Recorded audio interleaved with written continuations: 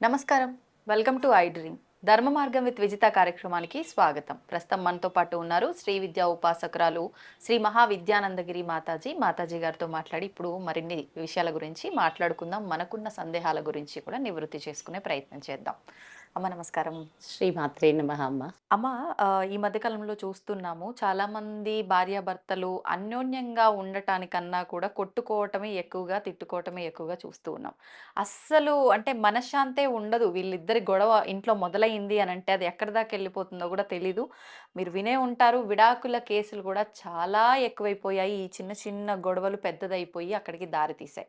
పూర్వపు రోజుల్లో ఇలా ఉన్నవాళ్ళు చాలా తక్కువ మందేమో. అసలు విడాకులనే పదమే ఉండేది కాదేమో లేదమ్మా. అప్పట్లో. అవును. ఎందుకు ఈ పరిస్థితి ఇలా వెళ్ళిపోయింది? భార్యాభర్తలు అన్యోన్యంగా ఉండాలంటే ఏదైనా పరిహారం ఉంటే తెలియజేయండి. సర్వమంగళ మాంగళ్యే శివే సర్వార్థ సాధికే శరణ్యే త్రయంబకే దేవి నారాయణి నమోస్తుతే. జగన్మాత శ్రీ లలితా పరమేశ్వరీ దేవి పాదపద్మాలకు ఈ ఈ బిడ్డలందరి శ్రేయస్సు కోసమై కోటి కోటి నమస్కారాలు సమర్పిస్తున్నాను. శ్రీ గురుభ్యో నమః. అమలు, సమాధానం చెప్పడానికి చాతగాని ప్రశ్నే ఇచ్చారు మీరు నాకిప్పుడు. అంతే అంటారమ్మా? అంతే అంటే ఏం జరుగుతోందంటే నాన్న, అమ్మాయి పద్ధతిగా ఉండి, అన్ని విధాల అనుకూలంగా ఉంటే, హ్మ్. అవతల వాళ్ళు అర్థం చేసుకోవట్లేదు. ఒకవేళ అర్థం చేసుకునే అబ్బాయి దొరికితే, వీళ్ళు నెత్తినెక్కి విచ్చలవిడిగా ఉంటున్నారు. వాస్తవం. ఇప్పుడు ఈళ్ళిద్దరు నన్ను తిడతారా లేదా మరి ఇప్పుడు నేను సమాధానం చెప్తే? తిట్టినా కానీ అది వాస్తవం. చెప్తానమ్మలు. బిడ్డలు బాగుండాలని కోరుకుంటాను కాబట్టి తప్పకుండా చెప్తాను నాన్న. అంతే. ఇప్పుడు ఏ పని చేసినా ఇదిలా ఎందుకు చేశావు అని ప్రతిదానికి నెగెటివ్ కౌంటర్ ఇస్తారు చాలామంది భర్తలు. అవును. అక్కడ అవసరం లేదు. ఆ మాట మాట్లాడుకోవాల్సిన అవసరమే లేదు. ఇప్పుడు ఒక స్త్రీ తన పని తనకి తెలుసు. అవును. తను వండడం, తను పెట్టడం, తను చేయడం అన్నీ బానే ఉంటాయి. హ్మ్. తనే ఏమి ఊరికేం ఖాళీగా కూర్చోవట్లేదు గదా! ఉదయం నిద్ర లేచింది మొదలు ఉద్యోగస్తుడు ఒక ఉద్యోగమే చేస్తాడు. హ్మ్. కానీ ఒక స్త్రీ ఇల్లు, బిడ్డలు, భర్త, ఇంకా ఆ తల్లికి అవకాశం ఉంటే అత్తమామల్ని కూడా చూస్తుంది. అవును. ఓకేనా? ఇందులో అత్తమామలు కూడా ఈ విషయం తప్పనిసరిగా గమనించవలసిన అంశం అన్నమాట. హ్మ్. పెళ్లి చేసే వరకే మన ధర్మం. హ్మ్. ఎందుకు చేస్తున్నాం? పెళ్ళికి ముందు ఎంత హంగామా చేస్తున్నాం, ఎన్ని రకాలు కొంటున్నాం, ఎన్ని వృధా ఖర్చులు పెడుతున్నాం, ఎంత హడావిడి చేస్తున్నాం. హ్మ్. ఎందుకు పెళ్లి భోజనాలలో ఇన్ని రకాల ఐటెములు పెట్టి ఎవరో పొగడాలని ఈ అన్నీ చూపిస్తున్నాం కానీ, ఒక్క సంకల్పంతో పెళ్లి చేస్తున్నారా మీరు? నా కొడుకు, నా కోడలు, లేదా నా కూతురు, నా అల్లుడు జీవితకాలం కలిసి కాపురం చెయ్యాలి అని ఒక్క అద్భుతమైన సంకల్పంతో ఎక్కడైనా వివాహం జరుగుతుందా? ఈ రోజుల్లో చూస్తున్నారా? ఆ ఇంటెన్షనే కోల్పోయారు. అసలు విషయం కోల్పోయారు. అవునమ్మా. ఆ పెళ్లి ఇప్పుడు ఆ ఫోటోలు అవన్నిటికీ ప్రయారిటీ ఇచ్చి అసలు అన్యోన్య దాంపత్యం, వీళ్ళు జీవితకాలం కలిసి ఉండవలసిన దానికే మేము ఈ క్రియ అంతా జరిపిస్తున్నాము అనే విషయాన్ని మర్చిపోతున్నారు. హ్మ్. అనవసరమైన ఎక్కువ వేషాలు అధికమైపోయాయే కానీ జీవించడానికి కావలసిన విధానాన్ని మర్చిపోయారు. అవును. నిన్నటి వరకు హ్మ్. ఒక అత్త హ్మ్. ఆ ఇంట్లో తన కోడలుగా తన పదవిని అలంకరించి అవును. ఎన్నో అవమానాలు, కష్టాలు, కన్నీళ్ళని అనుభవించి హ్మ్. అత్తగా మారిందే కదా! అంతే అమ్మా. అంతేగాని డైరెక్ట్‌గా ఎవరు అత్తలవ్వలేదు కదా! ముందు అవును. కోడళ్ళగా ఉండి తర్వాత అత్తగా వచ్చారు కదా! హ్మ్. నిన్న నా కోడలు నేను పడిన కష్టం నా కోడలికి ఇవ్వకూడదు. నేను నా కోడలిని ఇలాంటి స్థితి కల్పించను అని ఎంతమంది కోరుకుంటున్నారు? చాలా తక్కువ. ఇంకొకటి భార్య, భర్త. నీ భర్తతో నువ్వు ఎంతటి సాంగత్యాన్ని కోరుకున్నావు? రాలేదు, నీకొచ్చిందని నేను చెప్పట్లేదు. అత్తగా ఉన్న నువ్వు కోడలుగా ఉన్న రోజుల్లో ఆ తల్లి పొందలేదు, నేను ఒప్పుకుంటాను. అవును. ఇప్పుడు మా అమ్ముంది, మా అమ్మ పొందలేదు. హ్మ్. అయినా సరే పొందలేదు, అసంతృప్తి, దుఃఖం మా అమ్మకి తెలుసు కదా! మరి మా అమ్మ ఏం చెయ్యాలి? అవన్నీ మీకు కలగకుండా చూసుకునే వచ్చిన బాధ్యత. ఇంటి కోడలికి అవి ఇవ్వకుండా చూడాలి. హ్మ్. ఆ స్థితికి అమ్మ వచ్చిన రోజు అంటే అత్త వచ్చిన రోజు చాలా సమస్యలు తొలగుతాయి. హ్మ్. ఇప్పుడు మన శరీరం ఇప్పుడు ఈ ఉన్న సాధకురాలుగా ఇక్కడ దాకా వచ్చాను. కానీ అన్నీ అనుభవించే వచ్చాను ఇక్కడ అవును. దాకా. అవును. ఆ సాధకురాలుగా ఉన్న రోజు నేను రోజు శరీరం ఎలా తయారైందంటే, హ్మ్. ఇప్పుడొచ్చి ప్రయాణం చేసి 3 గంటలకెళ్ళి పడుకున్నా దాని మాట అదే వింటది. 4 గంటలకి నన్ను లేపి కూర్చోబెడతది. హ్మ్. "నువ్వు లే" అంటుంది. లేస్తాం. లేచి ఆ సూర్యుడొచ్చే వరకు దీనికి రెస్ట్ ఇస్తానని ఇది మాట వినదు. "నువ్వు చెయ్యి, నువ్వు చెయ్యి, నువ్వు చెయ్యి" అని తిప్పుతూనే ఉంటుంది. హ్మ్. నా పనులు నాకయిపోతాయి. ఈరోజు ఆరోగ్యం బాగోలేదనుకో 7 అయ్యేటప్పటికి ఎళ్లి పడుకుంటుంది. అంతే. ఏంటే నువ్వు పడుకున్నావు అని చెప్పి ఎవరు తిట్టినా ఎలా ఉంటుంది చెప్పండి అవును. కదా. ఇప్పుడు అమ్మాయి కూడా పని చేస్తుంది, ఆ రోజు ఆరోగ్యం బాగోలేదు, లేదా పీరియడ్ వచ్చింది, హ్మ్. ఆ అమ్మాయి లేవలేకపోయింది. మన ఇన్‌స్టాలో రీల్స్ ఏస్తున్నారే, ఆ రీల్స్ లాగా నిజ జీవితంలో రియల్ లైఫ్‌లో వాళ్ళని గాని ఫుల్‌ఫిల్ చేస్తే అవును. ఈ ఈ సమస్య 90% తగ్గిపోతుంది. హ్మ్. నెలసరిలో ఉన్న భార్యకి "నువ్వు ఈ 3 డేస్ రెస్ట్ తీసుకో, నేనున్నాను" అని అత్త గాని, లేదా భర్త గాని, బిడ్డలు గాని సపోర్ట్ చేసి, హ్మ్. ఆ రోజు తినేదానికంటే కూడా ఆవిడకిష్టమైన ఆహారాన్ని కడుపు నిండా అందించి, పెట్టేది కూడా మంచి పోషకాలతో కూడిన ఆహారం పెడుతూ ఆవిడని బాగా చూస్తే, మన ఇల్లు లక్ష్మీప్రదంగా ఉంటుంది వచ్చిన కోడల్ని చూస్తే. హ్మ్. అది ఎందుకు చేయలేకపోతున్నారు? హ్మ్. పెళ్లి చేసుకుంటాడు. ప్రేమించి పెళ్ళిళ్ళు ఎక్కువైపోయినాయిగా ఈ రోజుల్లో, ప్రేమ ఆ! పెళ్ళిళ్ళు. అంతే. మరి ప్రేమించుకున్న రోజు బుజ్జి బంగారం, ముక్కు చీదు, నేనే తుడుస్తా అని ఇన్ని మాటలు చెప్పి ఇన్ని చేసి, ఇంటికొచ్చిన మూడో రోజు నుంచి మా అమ్మకిది నచ్చదు, మా అమ్మకిది నచ్చదు, మా నాన్నకిది నచ్చదు అని మొదలుపెడితే, ఇంటికొచ్చేటప్పుడు నువ్వు చెప్పాలి. హ్మ్. ఇలా ఉంటది ఇల్లు అని నువ్వు నేర్పుకోవాలి. నేర్పే పనైతే ఈ అమ్మాయి ఎక్కడ మళ్ళా దగ్గరికి రాదు అని చెప్పి అప్పుడేమీ నేర్పకుండా అన్నీ చేసి, హ్మ్. ఇంటికి తీసుకొచ్చిన మూడో రోజు నుంచే కండిషన్స్ పెడితే, "ఏ మీ అమ్మా నాన్న నేర్పలేదా? ఏ హ్మ్. నీ తల్లి తండ్రి నీకు నేర్పలేదా? ఏమ్మా నిన్ను నేను అనే ముందు నాకు కూడా ఉండాలి కదా ఆలోచన. అంతే. అయ్యా తల్లిని చూసినట్టు భార్యని చూపమని నీ తల్లి తండ్రి నీకు నేర్పలేదా? హ్మ్. మరి ఈ మాట నేను అడిగితే బాగోట్లేదుగా." అంటే ఆడపిల్ల అవును. అడిగితే, అవును. "ఏమ్మా అవును. ఆడపిల్ల అడిగితే బాగోట్లేదుగా." అవును. ఇలాంటి మాటలు లేకపోతే హ్మ్. ఇలా ఆ అమ్మాయి ఏ పని చేసినా ఫ్యామిలీని ఇన్వాల్వ్ చేయకూడదు. హ్మ్. ఆ అమ్మాయి ఏదైనా పని చెయ్యలేకపోతే, ఆ అమ్మాయి అసహాయతతో ఉంటే, హ్మ్. ఆ అమ్మాయిని నిందించకూడదు, నిష్ఠూరాలాడకూడదు, సూటిపోటి మాటలు మాట్లాడకూడదు. ఒకటి. ఒక ఇల్లు హ్మ్. తనకి నచ్చినట్టు తను పెట్టుకుంటుంది. బాగానే పెట్టుకుంటుంది. ప్రతి అవును. అమ్మాయికి ఇల్లు శుభ్రంగా శుభ్రం. ఉంచుకోవాలని తెలుసు. హ్మ్. ఈరోజు చిమ్మలేకపోవచ్చు. ఓకే. ఈరోజు తను బయటికే వెళ్ళిందనుకుందాం. బజారుకే వెళ్లి షాపింగే చేసొచ్చింది. హ్మ్. లేకపోతే ఫ్రెండ్స్ తోటో, బంధువులతోటో వెళ్లి ఒక సినిమా చూసి వచ్చిందనుకుందాం. అదేమైనా తప్పా? హ్మ్. కాదుగా. కాదు. తనకి ఉండాలి గదా కాస్త ఉండాలి. ఎంటర్‌టైన్‌మెంట్. అంటే తను బయటికి వెళ్ళాలి అంటే నాతో తప్ప ఎవరితో వెళ్ళకూడదు అని కోరుకోవడం కూడా తప్పే కదా అమ్మ! అవును. తనకి నేను చెప్తాను. ఇప్పుడు అమ్మాయిని నేనేం వదలను ముందే హ్మ్. చెప్తున్నా. హ్మ్. అమ్మాయికి భర్తే సర్వస్వం అవ్వాలి. సర్వస్వం అయ్యాడు కదా అని బంధువుల్ని, మిత్రుల్ని ఎవరిని వదులుకోకూడదు. హ్మ్. అనవసరమైన రిలేషన్స్ ఏయి పెట్టుకోవద్దు. నేను ఆడపిల్లలకి చెప్పినా, మగపిల్లలకి చెప్పినా ఒకటే చెప్తా. హ్మ్. మనది కాని బంధం జోలికి మనం వెళ్ళకూడదు. అదొక్కటి తప్ప ఆ! మిగతా విషయంలో అమ్మాయి కూడా ఏదో పాటొచ్చింది కదా! ఆహ్, కట్టుకున్న చీర చూడు, పెట్టుకున్న పూలు చూడు, అస్తమాను నన్నే చూడయ్యో అని ఉన్నట్టు, ఆ! నిరంతరం ఒక భర్త ఆ పని చేయాలంటే కూడా కుదరదు కదా! హ్మ్. నన్ను ఇందాక చీర కట్టుకుంటే నువ్వు మెచ్చుకోలేదని మనం ఆడపిల్లలు ఆలోచించకూడదు. హ్మ్. ఓకేనా?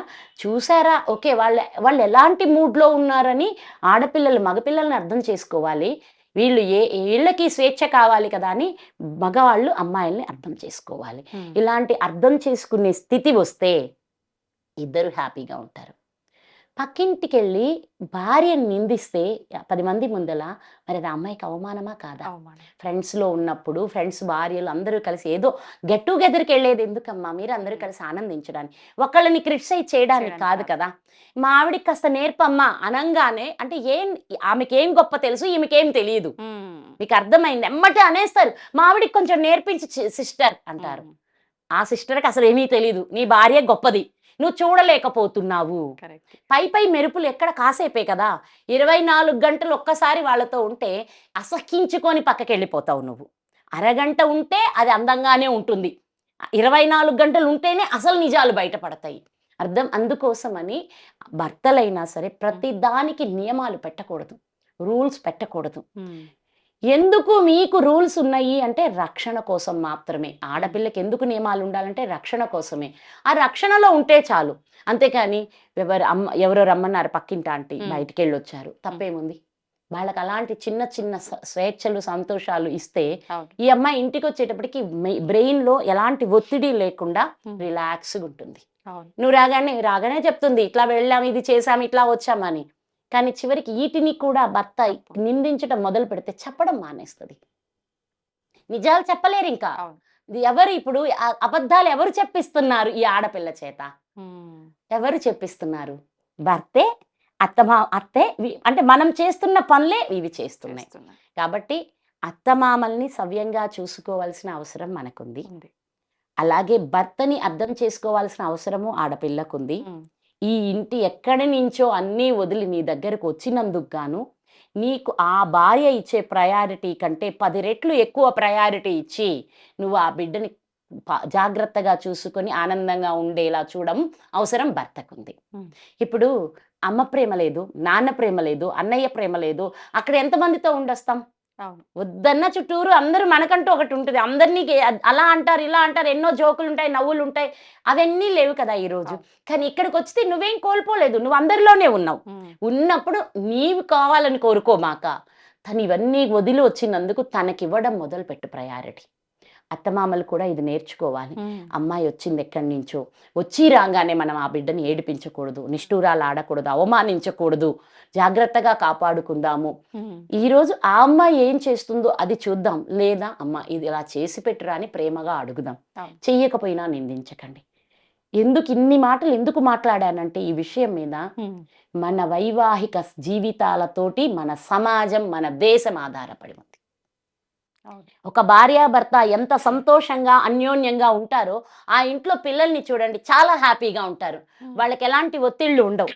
ఎప్పుడూ తన్నుకుంటున్న భార్యాభర్తలున్న ఇల్లు చూడండి, బిడ్డలు ఒత్తిడికి గురవుతారు. హ్మ్. బిడ్డలు వాళ్ళల్లో తెలియని కొన్ని రకమైన విషపూరితమైన హార్మోన్లు రిలీజ్ అవుతాయి.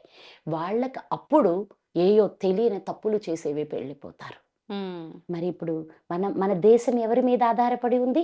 ఈ బిడ్డల మీద ఆధారపడి ఉంది. ఈ బిడ్డలు ఎవరి మీద ఆధారపడి ఉన్నారు? తల్లిదండ్రుల మీద ఆధారపడి ఉన్నారు. ఇది ఎక్కడి నుంచి మొదలవుతుందో చూసారా? విడాకులు తీసుకుంటున్నాం, విడిపోతున్నాం అంటే అది జస్ట్ లైక్ దట్ అవ్వచ్చు కాసేపు. కానీ ఇక్కడున్న మీరు కన్న పిల్లల పరిస్థితి ఏమిటి? హ్మ్. ఆ పిల్లల్ని మీరెలా చూడాలి?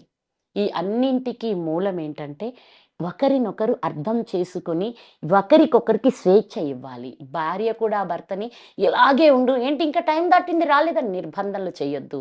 As it is same to you.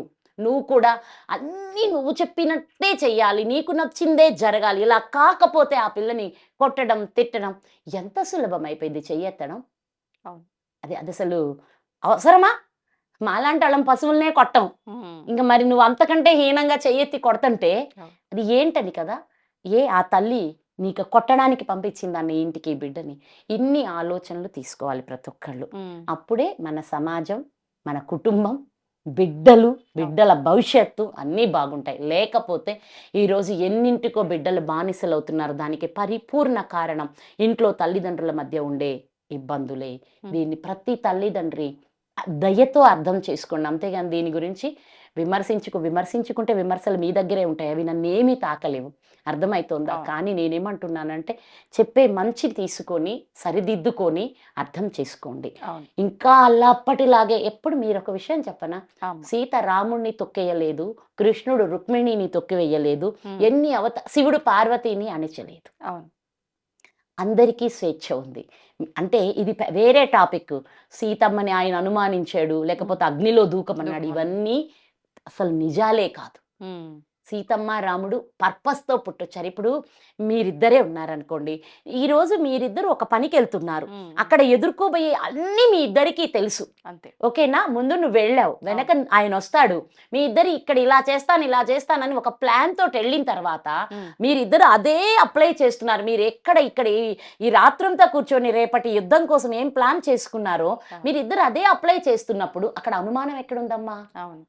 అర్థమైందా? ఆళ్ళిద్దరూ ప్లాన్‌తో వచ్చారు. హ్మ్. ఇక్కడ జరుగుతున్న ఈ లక్షణాలని తొలగించడం కోసం, భూమిని రక్షించడం కోసం. ఇంక నువ్వు ముందెళ్తావు, నీ ఎనక నేనొస్తాను అని చెప్పుకున్నారు. హ్మ్. ఇక్కడెక్కడుంది ఇంకా అవమానించడం? అంతే గదా! ఆమెకి పూర్తి స్వేచ్ఛ ఇచ్చారు శ్రీరామచంద్ర ప్రభువు. రుక్మిణికి పరిపూర్ణ స్వేచ్ఛ ఇచ్చాడు. సత్యభామకి పూర్తి స్వేచ్ఛ ఇచ్చాడు శ్రీకృష్ణ భగవానుడు. హ్మ్. ఇక మా అమ్మ పార్వతీదేవి గురించి అస్సలు చెప్పక్కర్లేదు. ఆ అమ్మ తనకి నచ్చినదైన జీవన శైలిలో పరమేశ్వరుడు ఎప్పుడూ అంగీకరించాడు. అలాంటి పార్వతీ పరమేశ్వర్లని అదేమంటే రాముడు కూడా అని మనం రాముడిని అనొద్దు. అనే హక్కు మనకు లేదు. రాముడు ఎప్పుడు సీతమ్మని ఎక్కడ అవమానించలేదు, అనుమానించలేదు. ఆవిడ కోరి తనకిష్టంగా అడవులకు వెళ్ళి పిల్లల్ని కని ప్రకృతిలో మమేకం చేస్తూ ప్రకృతిలో ప్రతి ఒక్కడి జీవనం ఎలా ఉంటుందో నేర్పించడానికే ఆవిడ అడవులకి వెళ్ళిందే కానీ హ్మ్. అనుమానించి అవమానించి రాముడు పంపలేదు. ఇవన్నీ పెట్ట కథలు, బుర్ర కథలు ఈ సినిమాల్లో మనం చూసేవన్నీ. హ్మ్. నిజమైన గ్రంథాల జ్ఞానం వేరుగా ఉంది. కాబట్టి సీతారాముల్లాగా, శివపార్వతుల్లాగా ఒకరికొకరు సహకరించుకుంటూ, ఒకరినొకరు అర్థం చేసుకుంటూ మీ బిడ్డల్ని పెంచితే మీ బిడ్డలు లోకపూజ్యులవుతారు. దేశానికి వీర శివాజీ లాంటి మహనీయులవుతారు. కాబట్టి ఈ చిన్న చిన్న విషయాలు అవసరమే లేని చిన్న చిన్న గిల్లి కజ్జాలు వదిలి ఒకళ్ళనొకళ్ళు అర్థం చేసుకుంటూ ఆనందంగా జీవించండి. శ్రీమాత్రే నమః. ధన్యవాదాలమ్మా.